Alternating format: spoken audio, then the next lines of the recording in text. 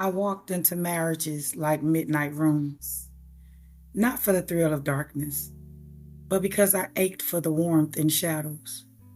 One spoke in silence that sounded like my father. Another roared like the storms my mother carried. And the last, he was a mirror, reflecting the wounds I had whispered through my smile. I wore rings that spun on fingers not yet grown, made promises my heart hadn't signed, played bride in stories I didn't write, and I danced barefoot in glass slippers, bleeding quietly, but always smiling. Still, I danced because I thought time would teach love to grow, that endurance was proof of work. Maybe, if I stayed long enough, the ache would turn holy. But I wasn't weak. I was searching for safety, for softness, for the version of me who didn't have to beg to be seen. And in that searching, I touched her, the woman I was becoming, the one who no longer wear pain as perfume, the one who no longer settles for echoes. I walked through those haunted houses and I came out holding my own hand. This episode isn't about my marriages. It's about me, my transformation, my healing, and how I turned pain into purpose. They were part of the story, but I'm the spotlight.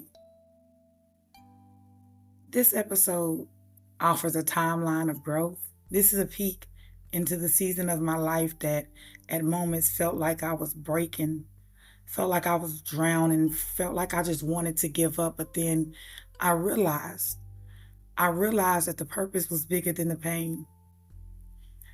I realized that I had a lot to say and do with the situations that I found myself in. So those was moments where I had to get right with self. There was no room to blame my exes. There was no room to point out all the things that I felt that they had done to me. I had to put that energy into looking at the things I did to myself. 3 marriages starting at the age of 25. So at 25 is when I had my first marriage. I was young, I was hopeful, and what was a joke turned into something serious. I was lost in emotion, and I was also seeking safety and connection. And so I allowed myself to be comfortable in a space where I knew I wasn't comfortable. I was looking for safety, but not the kind that comes with security. It was the kind that comes with being seen. I was chasing comfort and connection, confusing presence with partnership, and hoping someone else give me what I hadn't given myself. Permission to rest, to matter, to be chosen without question. I believed love was earned, not given. That if I could be good enough, quiet enough, strong enough, someone would stay. I thought love meant sacrifice, even when it cost me myself. I believed love had to hurt before it could heal, that being chosen meant being needed, even if it wasn't never really seen. In those moments, I wondered, was God there? And then I realized he was. God was in the pause before each yes that I made, in the gut feelings, in the silence. He was whispering through my unrest, through the late nights I called peace. In the early morning, my spirit begged to leave. See, I had found myself in a situation where I said yes when I really deeply wanted to say no. But it was the comfort in the connection. God, he was there, grieving with me, not punishing me, but patient, waiting on the other side of my surrender. I was trying to cover the wound of being overlooked, the ache of absence, my father's silence and my mother's survival. I was patching up a little girl who just wanted someone to say, you are enough. You don't have to prove it. So I built a life around proving I could keep a man, proving I could wear the ring, proving I can carry the pain quietly. But healing didn't come in the proving. It came in the undoing, in the choosing of myself. For the very first time, I decided to choose me. I said yes, thinking it was all still a joke until it wasn't. I understood that within this marriage, we was better as friends, but I wanted to prove I could be loved. He was kind, but in those moments, I wasn't kind to myself because I wasn't being honest with myself. I was settling for what I felt I needed to do, what I felt somebody else wanted me to do, overlooking what I felt I needed to do for myself. I didn't put myself first. I allowed decisions to be made for me because I wasn't strong enough to make them myself. I was unsure of my own worth. I was unsure of my own destiny, my own purpose. I looked at my first marriage as one of the many tests that I figured I had to endure. Then came another one. It was marriage number 2. I was 33 years old. This marriage was surviving. It was fear-driven. It was choices made out of force and fear. Stuck in chaos, silent voices. It was the most toxic space I could have allowed myself in, but still in this space where it felt like I was suffocating. In this space, God was still working on the inside. I learned some things about myself. Fear dressed itself in attention, showed up loud, excessive, and I called it love. Because it wouldn't let me go, because it chased me, because it needed me. But fear was never love. It was control, disguised as care. Possessions wrapped in passion. It told me love was about staying even when it cost me my peace. I sacrificed in silence. I sacrificed sleep. I sacrificed the right to my own mind. I gave up laughter for strategy, always planning my next move. Not for joy, but for survival. I gave up softness because softness had no room in a war zone. And I gave up the dream of being chosen freely because I have convinced myself that being needed was close enough. I saw her the day I wrote the letter to her, a letter to her. The day I stopped writing my name beside his future. I saw her in the mirror, her eyes tired but focused. She was scared, but she showed up. I saw her when I said, I am done. Not with rage, but with resolve. That moment didn't come loudly. It came like a whisper that had waited too long to be heard. I learned power is not in staying strong. It's in knowing when to walk away. Escape isn't always weakness. Sometimes it's wisdom. I learned that freedom isn't always immediately. It's layered. It comes with court papers, with tears, with unlearning how to look over your shoulders. But it's worth it. And power is when you finally choose yourself and don't apologize for it. This second marriage, again, I had to make a decision. And I had to make a decision to choose me. I had to make a decision that staying thinking that I was calming the storm was just brewing up a storm in myself. I didn't feel right in my own spirit. And I remember making a choice that I can die in it or I can leave dying. And I chose to live. And I chose to leave. And here, I'm still alive and able to tell my story. See, this second marriage, it wasn't love, it was survival. And survival cost. I thought marrying him would make him stop, but it only muted me more. It only allowed him to have more power over myself, and I can't blame him for what I gave it. The day I wrote the letter to myself was the day I started saving myself. The day I decided that, okay, this is not a situation for me. I've never been in a relationship like this. But it was also familiar spaces. It resembled some pain that I felt that I still had unresolved.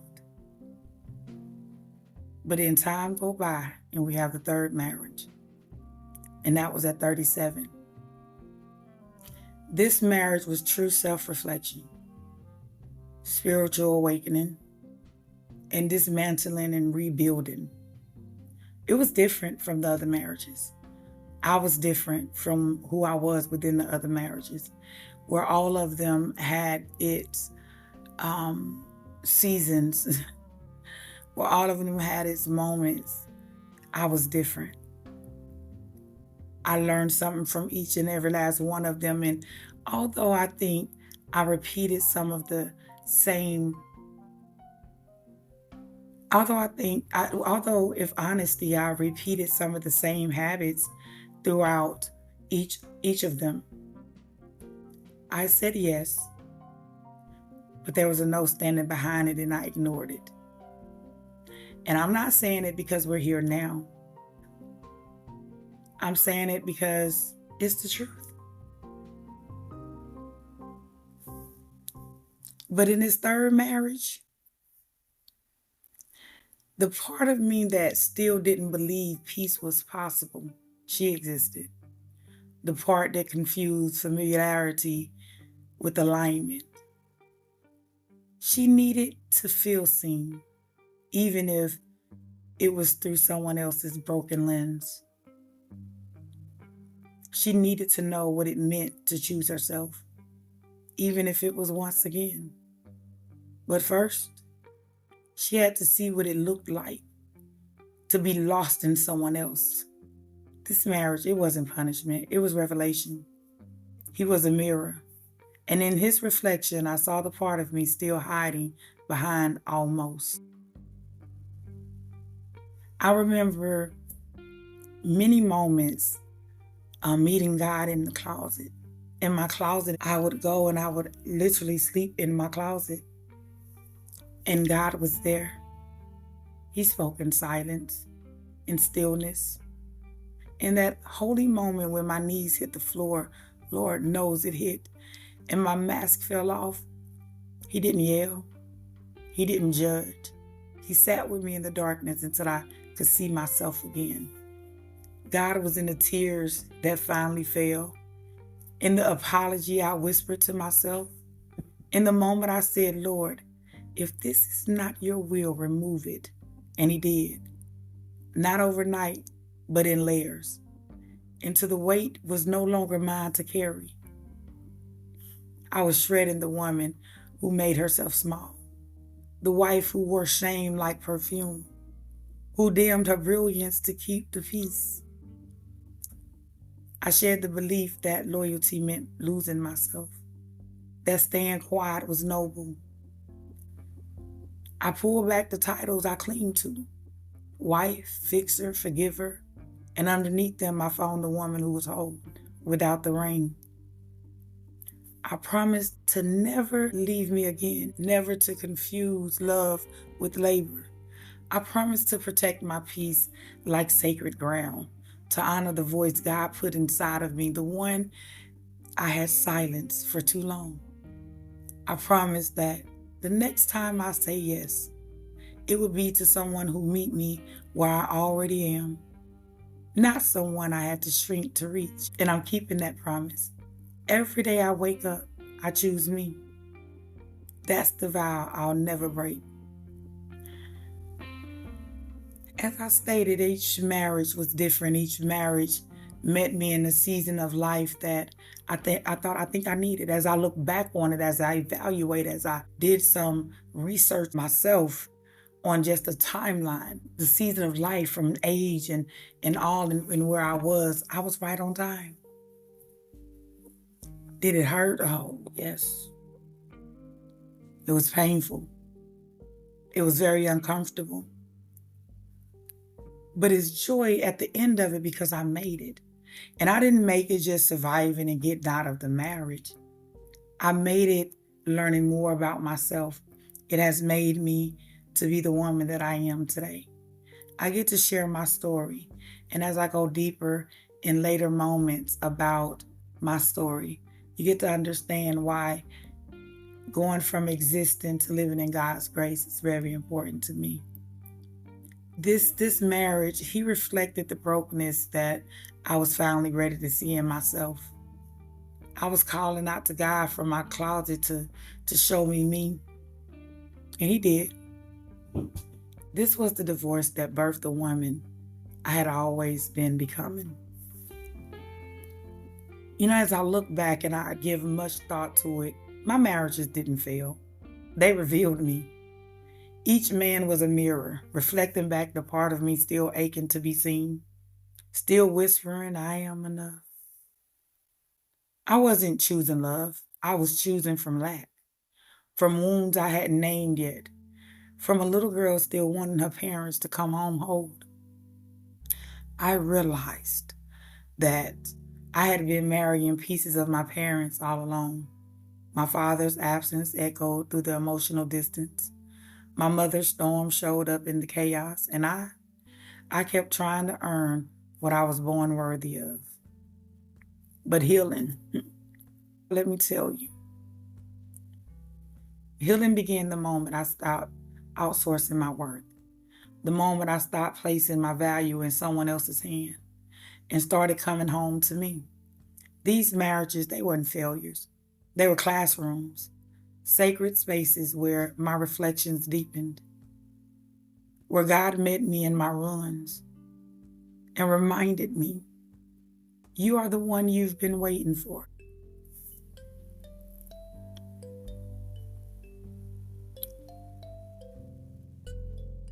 I had to confront the hardest truth of all, that I didn't really love myself. Not yet.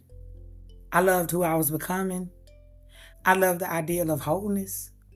But I hadn't yet made peace with the woman I was, flawed, faithful, and trying. Confused. I confused their views of me with my identity, took their silence as a sign, their chaos as confirmation. For a long time, I measured my worth by how well I could endure. But endurance is not love. Endurance is survival. And I was tired of surviving. So I let God come all the way in. Not just into my pain, but into my heart. Into the pieces I still tried to control. Into the parts of me that I thought I had to perform for love. He reminded me, you don't have to earn what I already given you. That's when the shift came. When I stopped hiding behind potential. When I started stepping into my promise. I stopped shrinking my voice. Stopped second guessing my silence. I stopped showing up halfway and calling it humanity. And my beliefs, they changed too. I no longer believe love is a chase. Love chooses. And when it's real, you don't have to beg to be seen. And I am not hard to love.